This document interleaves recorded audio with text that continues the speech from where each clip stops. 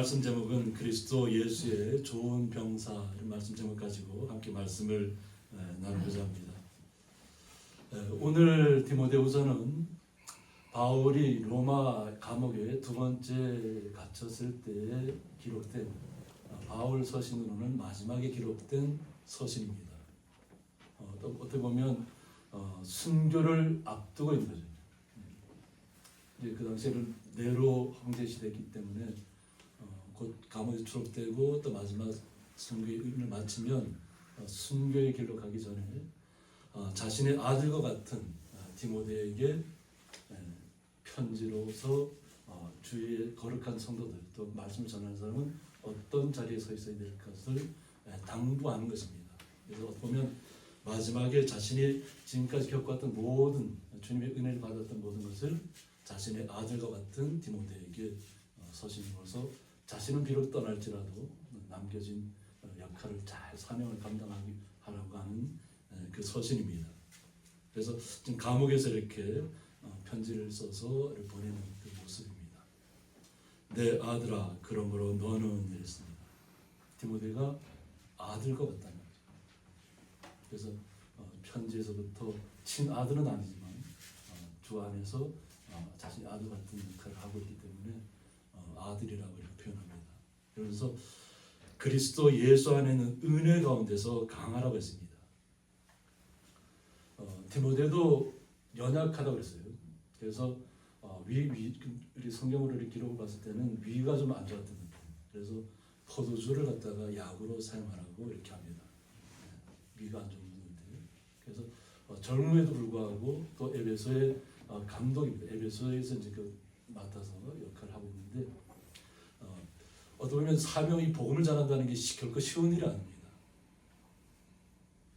어려움도 겪어야 되고 또 비난도 받아야 되고 또 거짓 교사들 또 잘못된 이단으로 빠진 사람들 이런 사람들도 공격을 계속 받게 되는 거죠. 근데 그 공격 받으면서도 복음의 진리는 지켜내야만 하는 그런 상황을 바울이 너무나도 잘 알고 있고 또 그 상황을 잘 이겨내려고 하는 말씀을 주고 있는 것입니다. 그래서 예수 안에서 아닌 은혜 안에서 강해야 된다. 그래서 이 강하다는 뜻은 뭐냐면 엔디나무로에서 수동태 명령형입니다. 강해져라.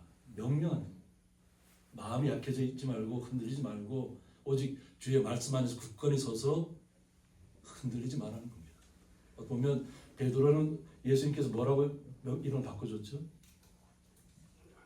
베드로의 이름의 뜻이 뭐죠? 반석입니다. 흔들리지 않는 반석입니다.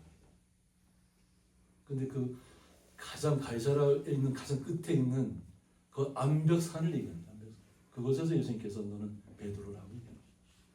흔들릴 수 없는 바위성과 같은 그런 믿음을 가져야 된다는 겁니다. 그래서 그만큼 이 디모데도 주변에 그 공격을 많이 받고 있다는 거죠. 몸도 약한 데다가. 그러니까 이것을 알고 있는 바울이 예수 안에서 강해져야 된다. 우리 스스로 몸을 튼튼하게 해서 강해지는 것은 아무 의미가 없습니다. 마음이 강해져야 합니다. 마음이. 어떤 공격이 들어오고 어떤 비난이 오고 이단들이 와서 이렇게 그것을 깎아내려고 한다 할지라도 또 그 당시에는 유대인들이 율법을 가지고 들이댔잖아요. 그런데 흔들리면 안 된다는 거예요. 오직 예수 안에서 주님께서 주신 은혜를 통해서 내적인 강인함이 있어야 된다는 거죠. 외부적으로는 위가 약하다고 했잖아요. 포도주를 약으로 써야 정도로 약하다는 거예요. 젊음에도 불구하고. 근데 마음마저 약해져 버리면 다 무너지는 겁니다. 그래서 예수님께서 우리와 항상 동행하고 있고 예수님께서 우리에게 은혜를 주시니까 그 은혜 안에서 강해지라고 합니다. 명령이에요. 강해지는 것이 그냥 내가 강해져야 되겠다는 것이 아니라 주님께서 주시는 은혜를 내가 그대로 믿으면 되는 겁니다. 나를 지키시는 분은 누구라고요? 예수님이라는 거죠. 나를 보호하시고 주님의 나라에 이르기까지 보호하실 분은 인도하실 분은 예수님이라고 고백하는 것입니다. 그러니까 주변 상황이 흔들리지 않는 겁니다. 우리가 바울을 보면 돌에 맞았잖아요. 근데 얼마만큼 맞나요? 죽을 만큼 맞습니다. 죽었다고 버릴 정도까지 맞습니다. 돌 한 대만 맞아도 우리는 어떨까요? 누가 나한테 짱돌을 한 번에 던지면 어떨까요? 맞고 피가 날까요, 안 날까요? 돌에 맞으면. 예전에 제가 알고 있는 이 고양리 출신 목사님이 있는데 그때는 이렇게 여기 우리 산길을 통해서 이렇게 넘어갔어요. 저쪽 건너편 마을에서 이렇게 산을 넘어와서 이렇게 처녀들이 아가씨들이 아마 있어 왔던가 봐요. 그러니까 이 목사님이 그 당시에는 마음에 드는 처자가 있었던 것 같아요. 거기. 그런데 그래서 표현을 못하고 어떻게 했다면 저한테 들려준 얘기만 돌을 갖다 던져서 돌을 던졌다. 이쪽 우리 마을로 오지 말라고. 예전에는 그랬다래요. 그래서 제가 여기 옛날 분들이 만나보니까 건너편 다른 마을로 가면 얻어맞고 온답니다. 특히 남자들이. 그 당시에는 뭐 그 마을에 왜 왔냐고. 우리 친구는 그런 적 없나요? 그리고 또 상대 마을에서 혹시 여기 왔다가 또 여기 청자한테 맞고 간다. 그 당시는 그냥 무조건 이렇게 힘이 그냥 강한 사람들이 이기는 시대였기 때문에 한 마을을 가도 그 마을에서 이렇게 터스가 굉장히 강했던 거예요. 그래서 임기 나가서 안 맞고 돌아오면 아마 잘 갔다 온 겁니다. 우리 전 이장님 같은 경우 그런 경우 없었죠. 워낙 체격이 커서 오히려 왜 많았죠? 많았는데 그런 일들이 비일비재했습니다. 비일비재했는데 이 바울은 그런 걸 다 겪었잖아요. 돌에 맞아서 주님의 나라를 소망하고 보면 스데반 집사님 같은 그런 마음을 가졌을 수 있어요. 스데반 집사님이 돌에 맞아서 죽어가면서 어떻게 하나님의 나라를 보았잖아요. 그 천사처럼 변했다 그러잖아요. 왜 천국을 보고 영적인 눈이 열리면 하나님의 나라가 보이는 겁니다. 근데 그 일에 앞장섰던 사람이 누구라고요? 사울이잖아요. 바울로 바뀌기 전에 사울이었잖아요. 근데 자신이 바울이라는 이름으로 겸손한 자로 바뀌고 나서 주님의 복음을 전하는데 자신도 똑같이 돌로 맞는 거예요. 죽을 만큼 맞는 거예요. 죽었다고 갖다 버렸어요. 근데 예수님께서 어떻게 해요? 살려내시잖아요. 너 아직 더 맞아야 된다. 복음 전하는 게 쉽지 않습니다.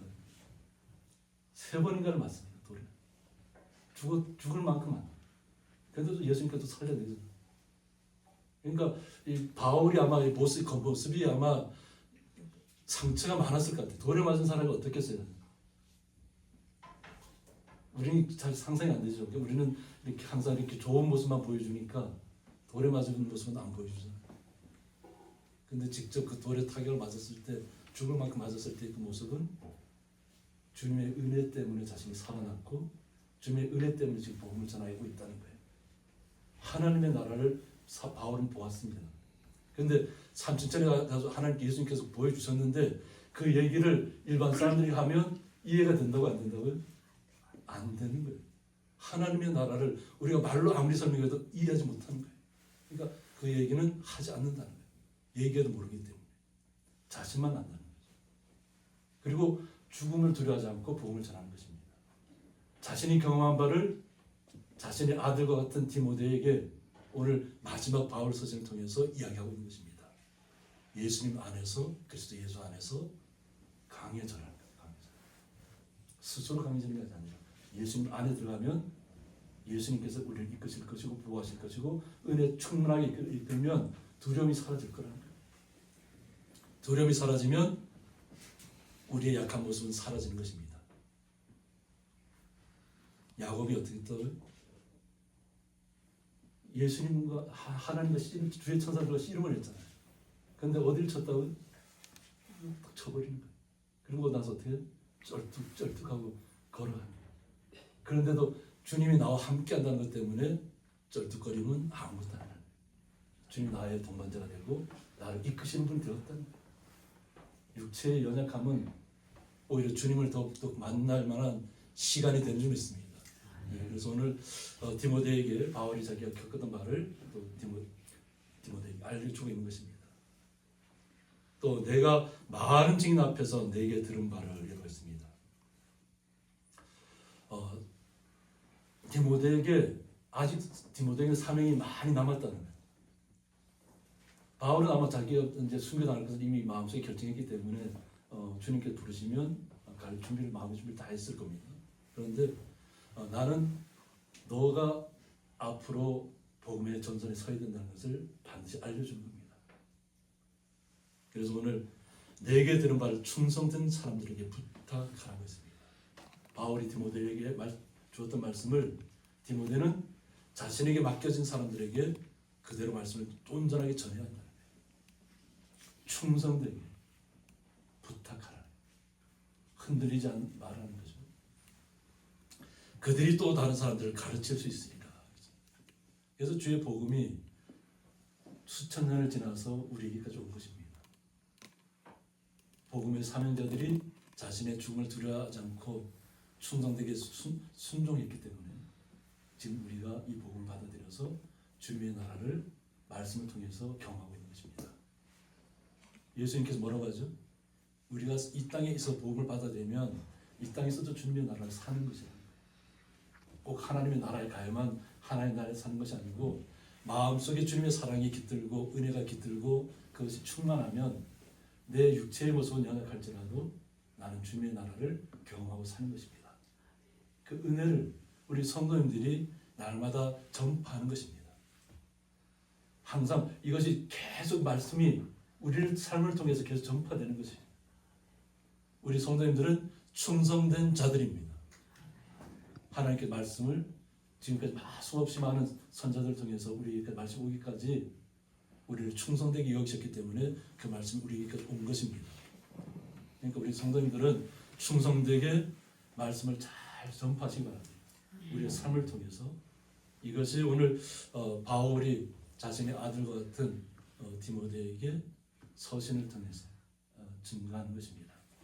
그래서 오늘 세 가지 예를 드는데 첫 번째가 뭐냐면 너는 그리스도 예수의 좋은 병사로라고 했습니다. 그리스도 예수의 좋은 병사로. 군인을 얘기하잖아요. 병사가 그죠? 나와 함께 고난을 받으라고 했습니다.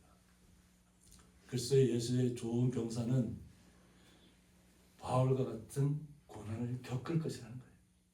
왜냐하면 세상 사람들은 이해하지 못하나요? 복음이 자신에게 와서 깨닫기 전까지는 이해하지 못합니다. 저는 모태신앙이기 때문에 제 주변에 내 죽음을 믿지 나는 하나님이 나한테 눈앞에 보이지 않으면 나는 안 믿겠다는 분을 직접 이야기를 들었고, 근데 그분이 죽음의 순간이 왔을 때 6개월밖에 못 산다는 은퇴, 그분도 퇴직하고 나서 제 외삼촌이기도 하지만 퇴직하고 6개월 시한부 판정을 현대아산병원에서 받았어요. 그러고 나서 예수님께 돌아와서 매일같이 새벽 제단을 쌓고 외숙모와 함께 기도하면서 20년이 넘게 사셨어요. 근데 그분이 작년에 교통사고로 돌아가셨어요. 그 병으로 돌아가신 것이 아니라 교통사고로. 6개월밖에 못 산다는 사람이 20년을 넘게 살았어요. 지금 우리 장지호 집사님 같은 경우도 80세에 폐암 말기 판정받고 마지막을 준비하기 위해서 이곳에 왔는데 한 2년 됐나요 지금? 지금까지도 강릉에 잘 살고 계시죠. 마지막이라고 했던 그 시간이 우리에겐 새로운 희망의 시간이고 주님의 나라를 경험하는 시간인 줄 믿습니다. 그런데 이것이 그래서 좋은 병사는 고난도 함께 받아야 한다는 겁니다. 아픔도 함께 겪어야 한다는 겁니다. 그래서 병사로 복무하는 자는 자기 생활에 얽매이는 자가 하나도 없다고 했습니다. 나라의 부름을 받는 것이 군인이잖아요. 그죠? 우리는 하나님 나라로부터 예수 그리스도로부터 부름을 받은 것입니다. 그런데 병사로 복무하는 자가 자기 생활 마음대로 하고 싶다고 하면 되나요, 안 되나요? 그럼 군대가 제대로 운영될 수 있나요, 없나요? 명령에 죽고 명령에 산다고 하잖아요, 군인들은. 근데 요즘 군인들은 좀 약간 좀 나태해진 것 같아요. 예전 같지 않은 것 같아요. 예전에는 뭐 3년 6개월씩 복무를 해도 뭐 아무런 불평도 없었는데 지금은 뭐 1년도 조금도 안 되잖아요. 요즘 몇 개월이죠? 18개월. 18개월인가요? 근데도 월급도 많이 준다잖아요. 그런데도 제대로 근무하지 않는다는 거예요. 휴대폰도 마음대로 쓸 수 있고. 그러다 보니까 군인이 군인 같지 않다 이런 얘기도 있습니다. 그런데 우리는 주님의 군대입니다. 주님의 병사입니다. 오늘 말씀 통하면 주의 병사는 말씀에 죽고 말씀에 사는 것입니다. 아멘. 주님께서 우리를 이 땅에서 살게 하면 사는 것이고 주님의 나라로 부르면 또 주님의 나라에서 또 사는 것입니다. 그래서 우리는 죽어도 사는 것입니다. 그래서 병사는 자기 생활에 얽매이지 않는다는 거예요. 내 주변에 어려움들 많이 있을 거 아니에요, 그죠? 말 못할 고민들 많이 있을 거 아니에요. 그런데 거기에 매여서 우리가 신앙생활을 포기할 수 있나요? 우리는 절대 신앙생활을 포기할 수 없습니다. 주님이 부르신 뜻대로 주님 안에서 날마다 승리하는 군대가 되어야 될 줄 믿습니다. 아멘. 승리하는 병사가 되어야 될 줄 믿습니다. 아멘. 그래서 오늘 바울이 디모데에게 하나의 예로 병사의 예를 들은 것입니다. 그래서 이는 병사로 모집한 자를 기쁘게 하려 함이라 하고 있습니다. 병사로 모집한 자가 누구죠? 하나님이자 곧 예수 그리스도입니다. 우리를 병사로 부르신 자. 그렇기 때문에 우리는 주님을 기쁘게 하는 자리에 날마다 서 있어야 될 줄 믿습니다. 그래서 자기 생활에 얽매이지 말라는 거예요. 생활이 아무리 어렵고 힘들어도 다 주님 앞에 맡기시면 됩니다. 맡기면 주님께서 해결해 주실 것입니다. 내가 해결하려고 하면 거미줄에 우리 벌레가 한번 매이면 어떻게 되나요? 벗어날 수 있나요? 없나요? 없습니다. 스스로를 못해요. 그런데 우리는 주님의 뜻이 있으면 어떨까요? 우리는 보통 이 거미줄 칠 때 어떻게 하나요? 뭐 빗자루를 가지고 이렇게 거미줄 친다거나 아니면 어떤 이렇게 가다 보면 거미줄이 우리한테 걸리면 어떻게 하죠? 손으로 이렇게 더 치워버리잖아요. 그럼 거미줄에 힘이 있나요? 없나요? 주님의 능력이면 우리에게 묶여있는 모든 문제는 그냥 주님의 손길 한 번이면 다 끝나버려요. 그런데 우리는 그것을 스스로 벗어나려면 절대 못 벗어나는 거예요. 그러니까 주님 앞에 맡기는 수밖에 없어요.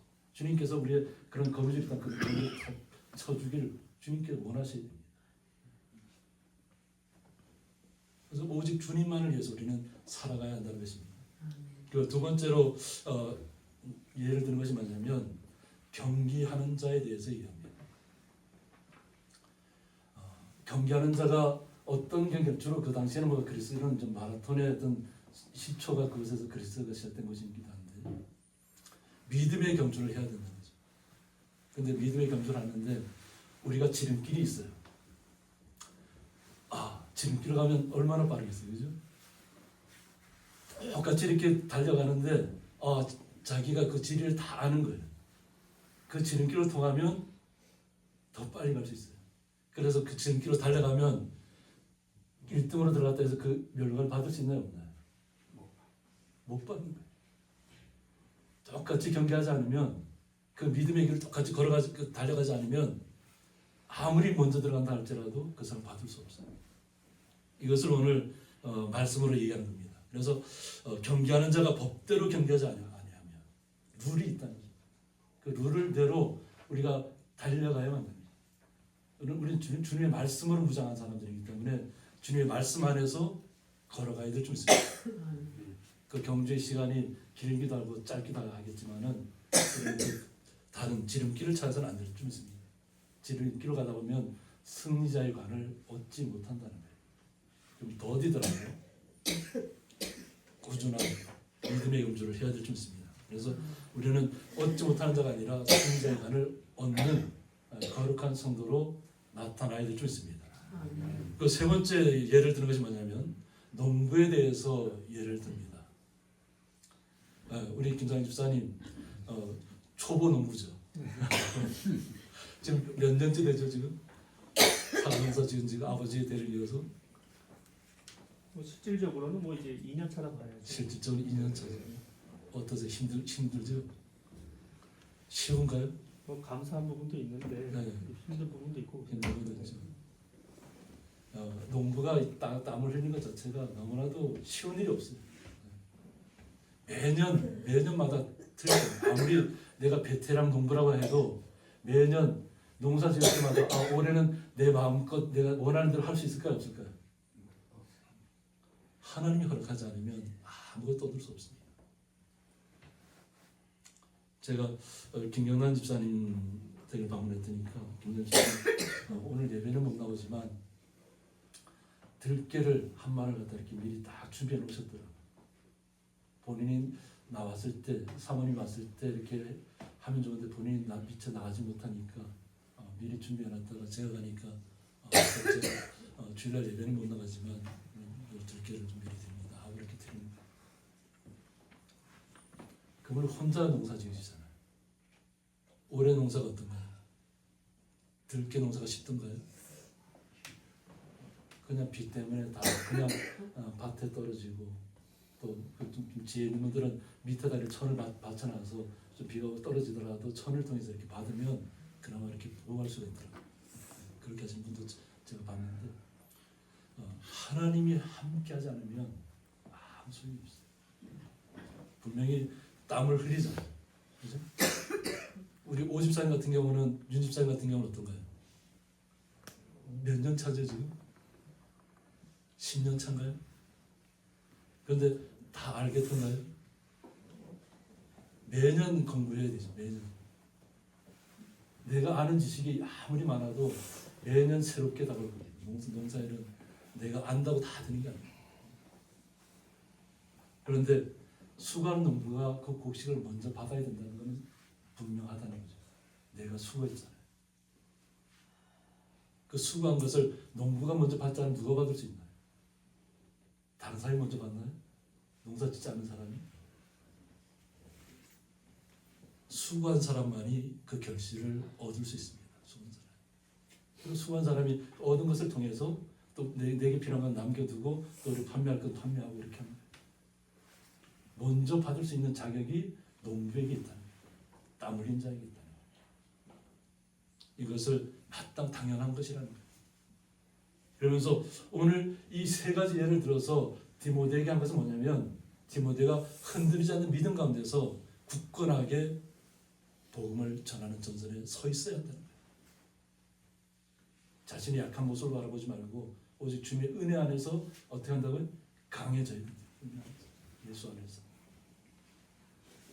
그리고 오늘 정말 아들에게 말하는 것 같은 얘기죠. 그러면서 내가 말하는 것을 생각해 보라고 했습니다. 주께서 범사에 내게 총명을 주시리라고 했습니다.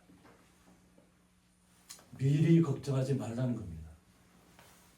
우리의 삶 속에는 주님이 항상 우리와 동행하고 계십니다.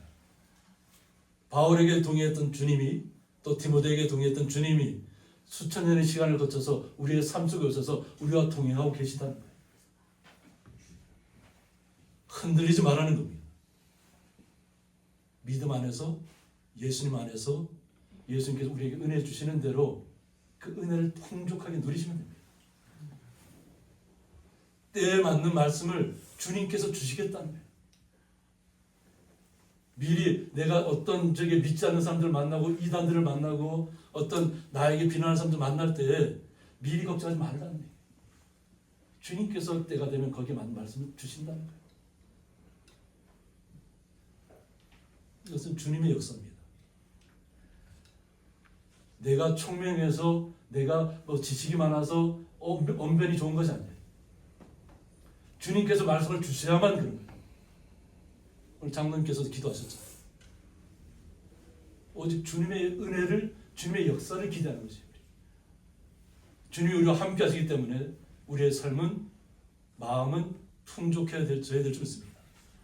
올해 농사가 제가 봤을 때는 좀 굉장히 안 좋은 상황 같아요. 그런데 감사할 수 있는 마음이 있다면 주님께서 은혜를 더할 줄 믿습니다. 주신 것에 감사하는 마음이 중요합니다. 우리는 내가 얻은 것에 만족하지 못하는 사람이 아니라 이렇게라도 주신 것 감사합니다 하고 고백해야 될 줄 믿습니다. 이만큼이라도 보호해 주신 것 감사합니다. 내가 계획한 만큼 얻지는 못했다 할지라도 이것이 주신 주님의 은혜라면 기쁨으로 감사로 나가야 될 줄 믿습니다. 우리의 삶은 절대로 뒤로 물러서는 삶이 아니라 우리의 연약함이 나의 어리석음이 우리를 뒤로 물러서게 해서는 안 될 줄 믿습니다. 오직 주님께서 주실 은혜를 기억하시고 주님께서 우리를 이끄실 그 나라를 소망하시고 이 땅에 어떤 어려운 문제가 많이 부닥치고 있을지라도 그리스도 예수 안에서 승리하시기를 원합니다. 그래서 그럴 때 주님께서 우리에게 승리의 멸관을 우리에게 주실 것입니다. 그러나 아직 우리는 이 땅에서 남은 사람들을 주님께서 주시는 총명을 의지해 줍니다. 나의 지식이 아니라 주님께서 주시는 은혜로 주님께서 주시는 때에 맞는 말씀을 주실 때 그 말씀을 통해서 우리의 삶이 윤택해져야 좋습니다. 그 모든 윤택한 삶을 주의 거룩한 선민들이 날마다 누리시기를 주님의 이름으로 축복합니다. 함께 기도하겠습니다.